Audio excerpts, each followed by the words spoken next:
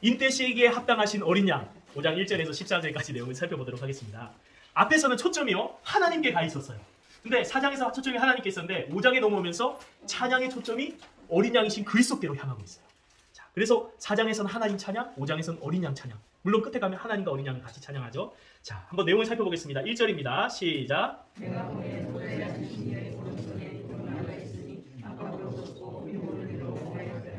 네, 보좌에 앉으신 이의 오른손에 두루마기가 있으니. 네, 보좌에 앉으신 이는 누구죠?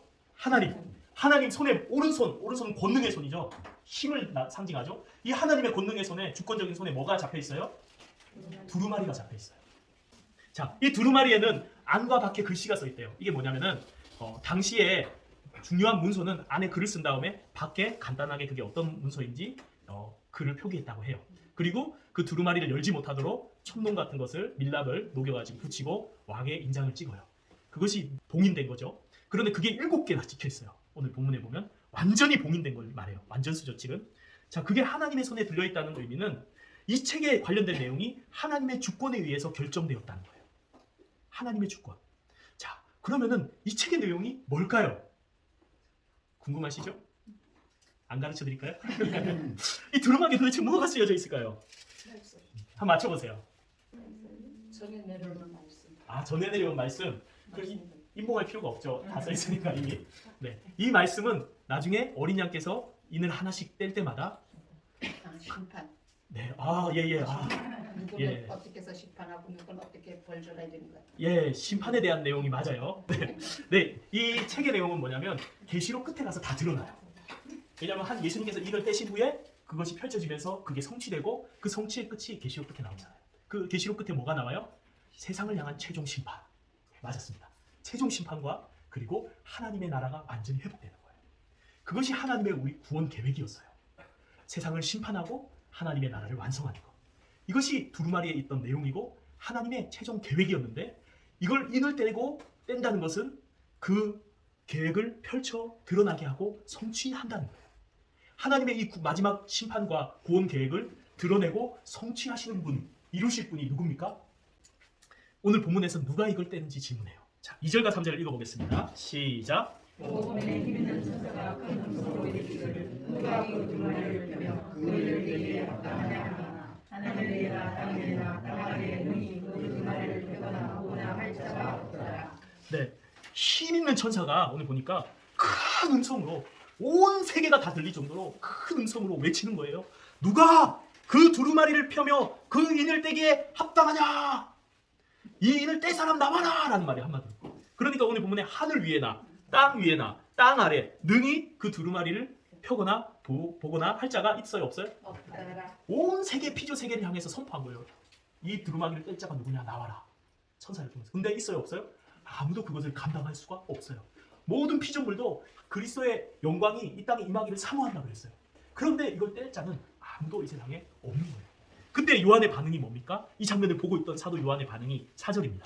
4절 시작.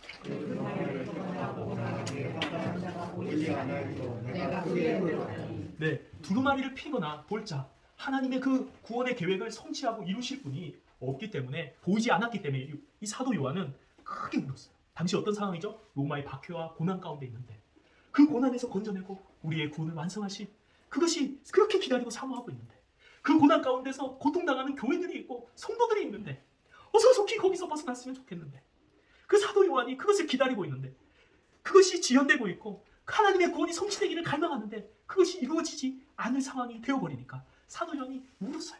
크게 울었어요. 이 울더라 하는 단어도 헬라어로 클라조인데 소리내서 크게 울고 있어요. 크게 울고 있어요. 고통당하는 백성들 하나님 어떡합니까?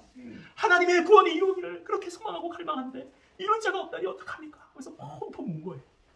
우린 여기서 한번 질문을 던져봐야 돼요. 여러분은 무엇 때문에 우십니까? 주식이 떨어졌을 때 우나요? 새 차를 샀는데 누가 긁어놨을 때 우나요? 성적이 떨어지면 학생들 우나요? 힘들 때 우나요? 가슴 아플 때 우나요?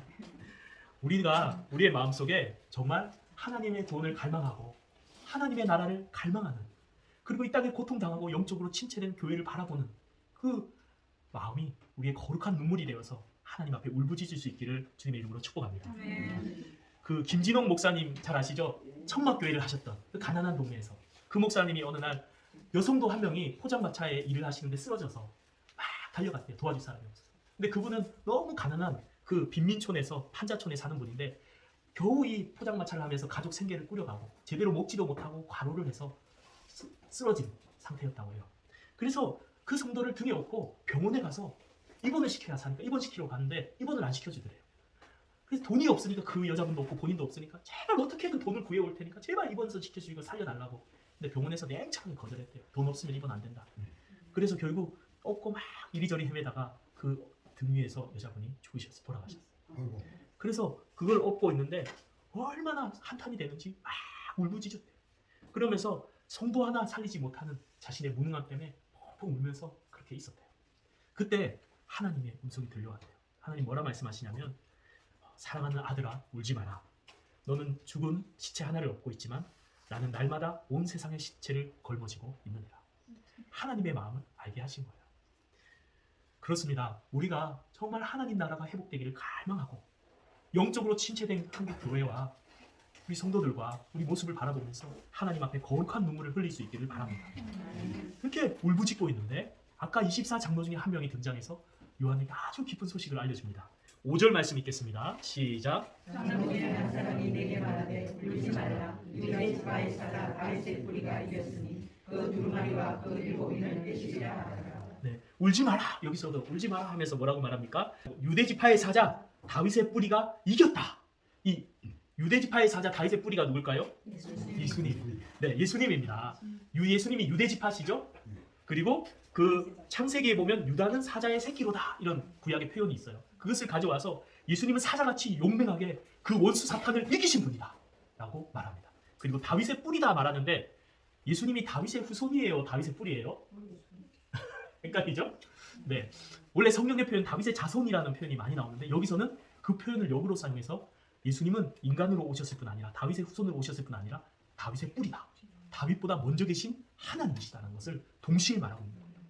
다윗의 후손으로 오셨지만 참 사람으로 오셨지만 참 하나님이셨던 그리스도께서 사자같이 사단의 권세를 꺾고 십자가에서 우리의 죄를 속죄하시고 우리의 구원을 완성하심으로 결정적인 승리를 하심으로 사단을 이기신 줄로 믿습니다.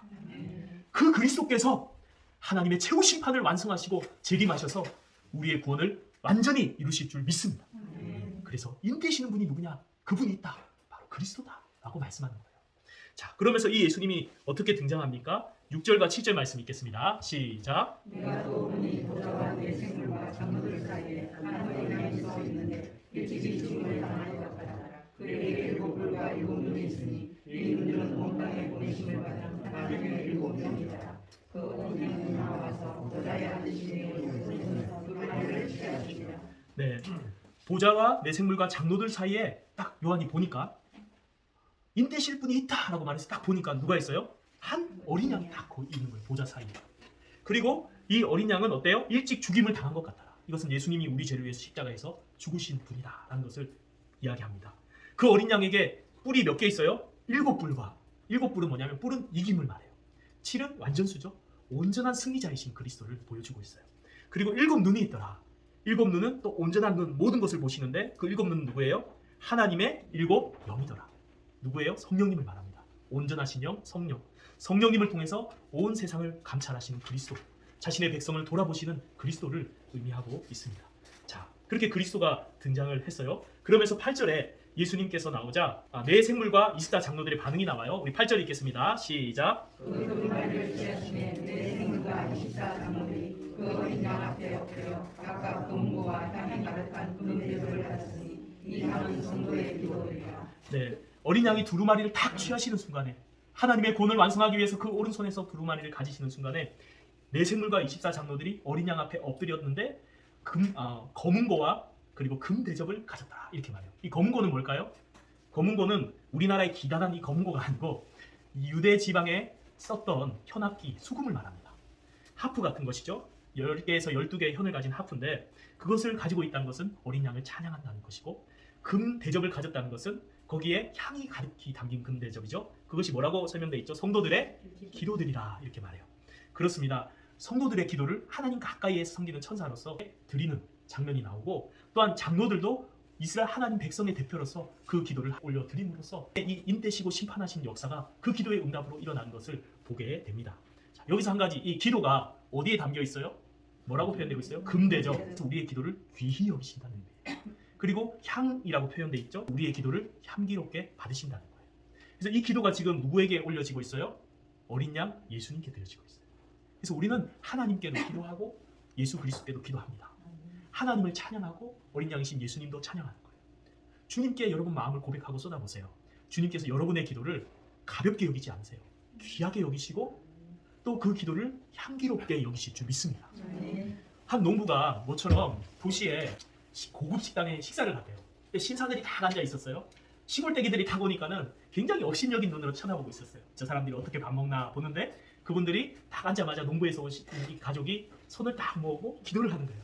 하나님 음식 주셔서 감사합니다.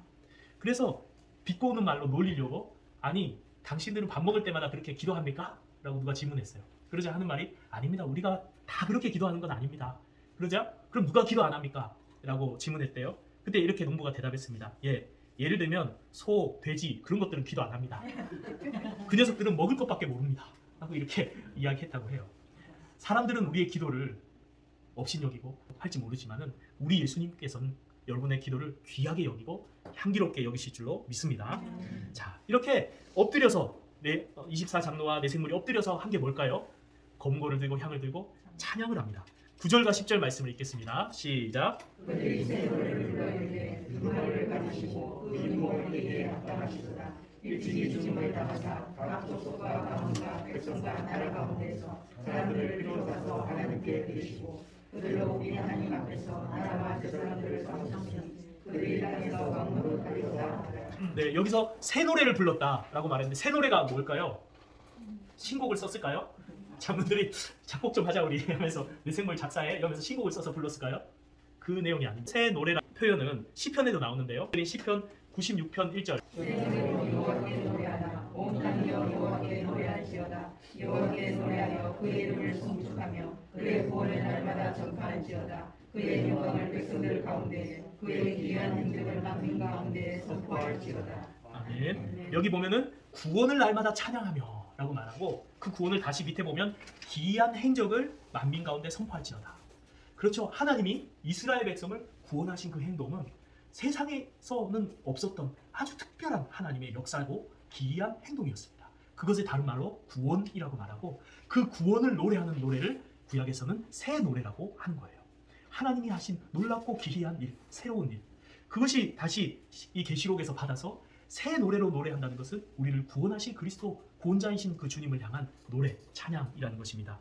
그러면서 뭐라고 말하죠? 두루마기를 가지고 그 인의 대식에 합당하시도다. 일찍 죽음이 당하사 각 족속 방언 백성 나라 가운데서 사람들을 피로 사서 하나님께 드리셨다. 그렇죠. 예수님께서 십자가에서 죽으심을 통해서 모든 하나님 택한 백성들을 구원해서 그 피로 사셔서 하나님께 드리신 줄로 믿습니다. 그 결과 우리가 어떤 일을 경험하게 되죠? 우리가 하나님 앞에서 나라와 제사장을 삼으셨다라고 말해요. 나라와 제사장을 삼으셨다는 말은 하나님의 소유로 삼으셨다는, 하나님 백성 되게 하셨다는 것이고, 제사장을 삼으셨다는 말은 가장 가까이에서 하나님을 예배하고 경배하는 그 존귀한 직분을 우리에게 주셨다라는 겁니다. 그것을 천국 가서가 아니라 이 땅에서 이미 우리가 누리고 있는 줄 믿습니다. 이 땅에서부터 우리는 하나님의 존귀한 백성들이고 이 땅에서부터 하나님 앞에 선 제사장으로서 하나님을 예배하는, 하나님을 가까이 하는 존귀한 백성인 줄로 믿습니다. 그리고 장차 하나님 나라에서 그리스도와 더불어 왕노릇 할 줄로 믿습니다. 여러분 나니아 연대기라는 소설을 아세요? 영화 아세요? 네. 그게 C.S. 루이스라는 기독교 작가 또는 변증가였던 그런 경건한 믿음의 사람이 쓴 소설이에요. 판타지 소설. 그 내용이 뭐냐면 처음에 사자와 옷장인가요? 그렇게 첫 편이 그건데 그게 이렇게 시작됩니다. 영국의 아이들이 전쟁이 일어나서 폭탄이 막 떨어지고 피난 가는 장면이에요. 현실은 지금 전쟁이고 피난 가고 아이들이고 힘없는 그런 상황인데 그가 피난 가서 시골에 있는 그 친척집에서 옷장을 열고 들어가는 순간 나니아라는 새로운 세계로 들어가요. 그러면서 거기서는 그 아이들이 누구냐면 어린이가 아니고 어른이고 그들이 왕들이고 전사들이고 아슬란 예수님을 묘사하죠. 그 왕을 섬기는 그리스도를 섬기는 존귀한 그런 왕들인 거예요. 자, 마치 그것과 같아요. 이 땅에서 초대교회는 박해를 당하고 고난을 당하고 어려운 가운데 있지만은 하나님 나라의 관점에서 볼 때는 하나님의 백성들은 제사장들이고 하나님의 존귀한 백성인 줄로 믿습니다. 여러분들이 그렇다니까요. 내가 제사장이야. 내가 존귀한 하나님의 백성이야. 여러분 그 사실을 아시고 믿기를 바랍니다. 네, 그러한 자들이라는 거예요. 그러면서 내 생물과 24장로들이 어린 양께 경배하고 찬양을 하는 거예요. 그 장면을 볼 때에 거기에 있던 것을 참지 못하고 천사들이 이어서 또 찬양을 합니다. 우리 11절과 12절 말씀을 읽겠습니다. 시작.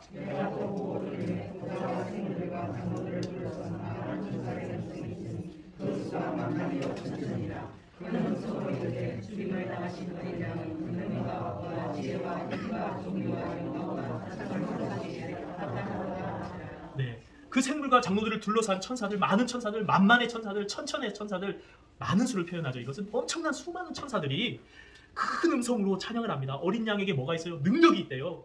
십자가에서 사망의 권세를 이기신 그 어린 양의 능력을 찬양합니다. 그의 어린 양의 부호가 있대요. 영적으로 죄에 비참한 자리에 있던 그들을 하나님 나라의 풍요로움을 던져주는 그 부가 어린 양께 있다고 고백하며 사단의 권세, 그가 예상치도 못하는 십자가의 죽음을 통해서 반전으로 구원해내신 어린 양의 지혜를 찬양하고요. 그리고 사단의 머리를 깨트리시고 우리의 구원을 완성하신 어린 양의 힘을 찬양합니다. 그 어린 양께 능력과 부와 지혜와 힘과 존귀와 영광과 찬송이 있다 라면서 그 수많은 천사들이 찬양하고 영광을 돌리고 있어요. 이어서 제가 신대원 다닐 때에 그 100주년 기념관이라고 예배당이 있어요. 청신대학원에 가면 채플실이 큰데 거기에 한 몇천 명씩 들어가는데 거기에 신학생들이 가득히 2층까지 가득히 앉아서 개강 수련회를 하는데 다른 때하고 다르게 그때 하나님의 임재가 충만했어요. 찬양 인도자부터 전도사님들까지 거기 전부가 전도사님이 앉아있는 거 생각해보세요.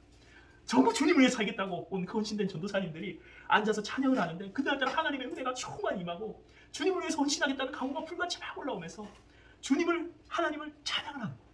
그 목소리를 제가 딱 듣는데 얼마나 소리가 웅장하고 전도사님들이 또 얼마나 찬양을 잘해요. 엄청나게 웅장한 찬양의 소리와 함께 하나님을 예배하고 경배하는데 진짜 천국에 가면 천사들이 그렇게 찬양하겠다 그렇게 느껴질 정도로 그래서 저도 너무 감격해서 함께 하나님께 찬양을 드린 기억이 나요. 마치 그 장면같이 천사들이 웅장하게 찬양을 하는 거예요. 그런데 거기서 끝나지 않고 이 장면을 본 피조물들이 이번에는 또 찬양을 하는 겁니다. 13절과 14절 말씀입니다. 읽겠습니다. 시작. 내가 또 들으니 하늘 위에와 땅 위에와 땅 아래와 바다 위에와 또 그 가운데 모든 피조물이 보좌에 앉으시니와 어린 양에게 찬송과 존귀와 영광과 권능을 세세로 돌릴지어다 하니 내 생물이 이르되 아멘 하고 장로들은 떠올려 경배하다. 네. 아멘. 땅에 있는 이번에 누구예요? 땅에 있는 하늘 위에 있는 땅에 있는 땅 아래에 있는 바다 아래에 있는 그 가운데 있는 모든 무엇들이 피조물 모든 사람들을 포함해서 모든 피조물들이 보좌에 앉으신 하나님과 어린 양에게 찬송과 존귀와 영광과 권능을 돌리면서 찬양을 하는 거예요. 그때 내 생물은 아멘 하고 장로들은 엎드려 경배했습니다. 이 장면을 이어볼게요. 지금 다 끊어서 그런데 어떤 장면이 펼쳐졌냐면 이 보좌 하나님 오른손에 있는 이 두루마리를 뗄 자가 없나? 우리의 구원을 완성하실 자가 없나? 탄식하는데 어린 양이 와서 그것을 다 취하시면서 로마의 박해와 고난이 있는 그 성도들에게 이 땅의 고난과 환난 속에 있는 성도들에게 우리의 구원을 완성하시고 하나님 나라를 이루실 분이 바로 어린 양 예수시다.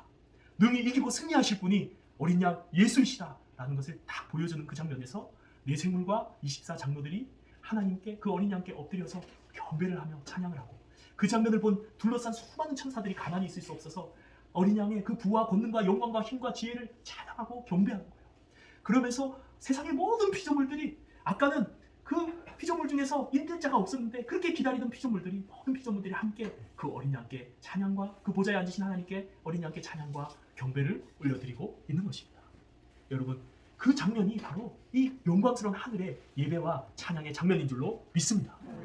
자, 그것을 볼 때에 고난과 박해 속에 있는 성도들이 참으로 이길 자, 승리할 자, 우리를 구원할 자 예수 그리스도밖에 없다는 것을 깨닫고 그 고난 속에서도 담대한 믿음과 힘을 얻게 된 것입니다.